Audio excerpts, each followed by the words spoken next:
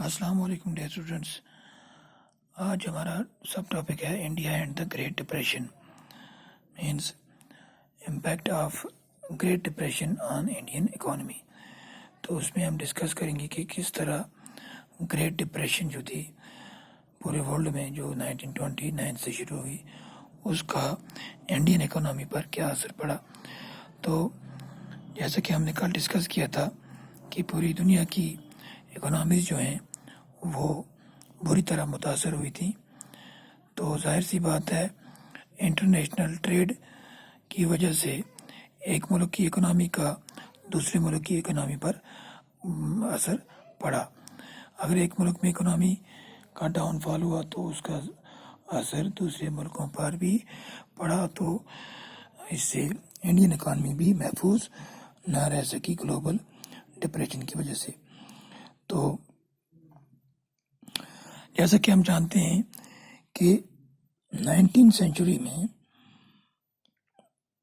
India جو تھا چونکہ یہ ایک کالونی تھا برٹش کالونی تھا تو انڈیا ایک بہت بڑا ایکسپورٹر تھا ایگریکلچرل گوڈس کا اور مینوفیکچرر گوڈس کا امپورٹر تھا. یعنی ہمارے ملک سے را مٹیریل ایکسپورٹ ہوتا تھا اور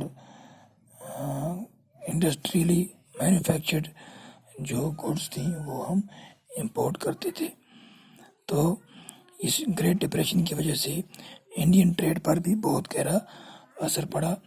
انڈین ایکسپورٹس جو تھیں ان میں کمی واقع ہوئی کیونکہ ہم نے کل جیسے ڈسکس کیا تھا کہ یورپ اور امریکہ کی جو بڑی بڑی کمپنیاں تھیں بڑی بڑی جو فیکٹریاں تھیں وہ بند ہو گئیں. تو ظاہر سی بات ہے جب فیکٹریاں ہی بند ہو گئیں تو را مٹیریل وہ لوگ کس لیے خریدتے.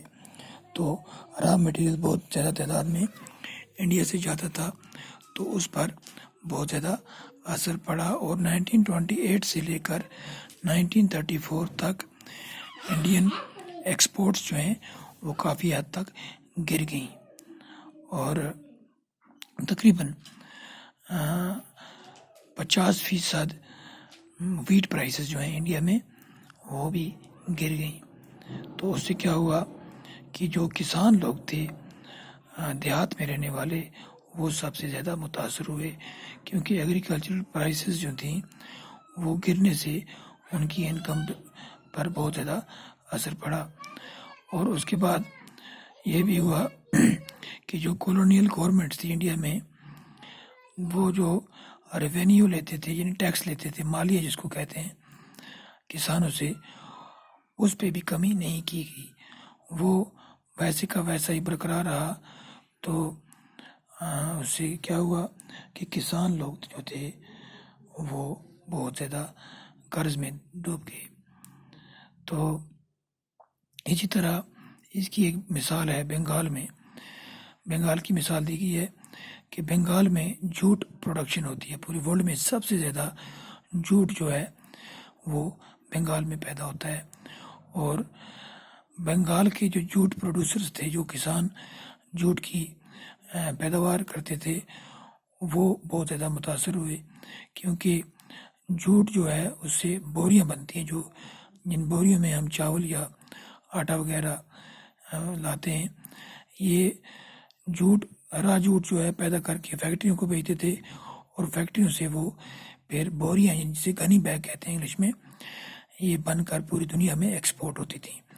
لیکن چونکہ پورے ورلڈ ٹریڈ جو ہے اس پہ اثر پڑا تھا تو گنی بیگز کی ایکسپورٹ پہ بھی اثر پڑا اور وہ ایکسپورٹ ہونا کم ہو گئی جس کے نتیجے میں کیا ہوا را جوٹ جو ہے اس کی قیمت جو ہے وہ 60% سے بھی زیادہ گر گئی.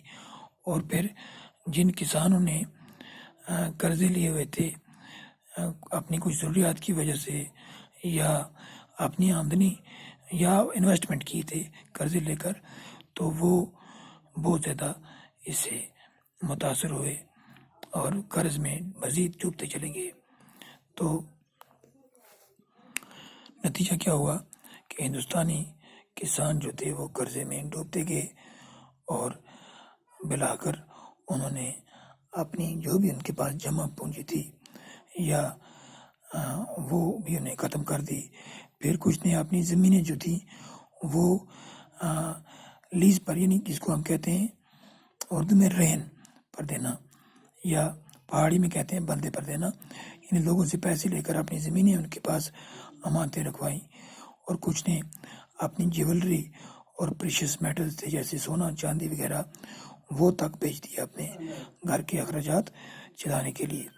تو ان ڈپریشنز کے سالوں میں، یعنی 29 سے لے کر 35 تک، ہندوستان ایک بہت بڑا ایکسپورٹر بن گیا پریشس میٹلز کا، کیونکہ کسان یا مطلب دیہات میں رہنے والے لوگ اپنے گھر کے اخراجات چلانے کے لیے پھر اپنے جواہرات یا وغیرہ جو ہے وہ بیچنے لگے.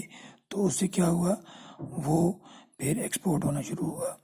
تو اس کے بارے میں ایک مشہور اکنامسٹ ہیں جان مائنارڈ کینز، وہ کہتے ہیں کہ انڈین گولڈ ایکسپورٹس کی وجہ سے گلوبل اکنامی میں ریکوری آئی، اور خاص کر برٹن کی جو اکنامی ریکوری ہوئی وہ انڈین گولڈ ایکسپورٹس کی وجہ سے ہوئی. لیکن اس سے ہندوستانی کسانوں پر، ہندوستانی پیزنٹس پر کچھ خاص اثر، یعنی ان کی اکنامی میں کچھ بہتری نہیں آ پائی. وہ اس لیے نہیں آ پائی کیونکہ وہ بیچ رہے تھے اپنے جواہرات جو ہیں زیورات وغیرہ اپنے گھر چلانے کے لیے. تو فائدہ ان لوگوں کو ہوا جنہوں نے وہ خریدے اور اس سے پھر انہوں نے ٹریڈ کیا. تو اسی دوران مہاتما گاندھی نے ہندوستان میں سول ڈس اوبیڈنس موومنٹ بھی شروع کی ہوئی تھی، یعنی 31 میں. تو اس کے نتیجے میں ہندوستان کا جو رورل انڈیا تھا، جو میجارٹی آف پاپولیشن تھی، وہ بہت برے حالات سے گزر رہی تھی. تو اس کے علاوہ اب اگر ہم اربن انڈیا کی بات کریں، یعنی ان لوگوں کی جو ٹاؤنز میں یا سٹیز میں رہتے تھے، تو ان کو اس سے زیادہ اثر، یعنی ڈپریشن سے زیادہ اثر نہیں پڑا تھا. ٹاؤنز میں زیادہ تر وہ لوگ رہتے تھے جن کی دیہات میں زمینیں تھیں اور وہ وہاں پر کاشتکاروں کو کرائے پر دیتے تھے، یا مڈل کلاس سیلریڈ امپلائیز تھے جن کی فکسڈ آمدنی تھی. تو ان کو اس سے فائدہ ہی ہوا کیونکہ اناج وغیرہ کی قیمتیں کم ہو گئی تھی، بہت حد تک گر گئی تھی. تو ان کو اس سے آمدنی ان کی جاری تھی، تو ان کو اس سے نقصان نہیں بلکہ فائدہ ہی ہوا.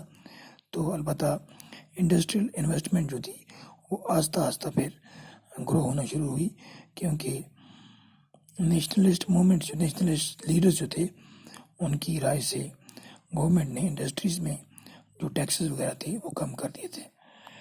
So that was the end of this topic. کل ہم اس کے بعد نیا ٹاپک شروع کریں گے.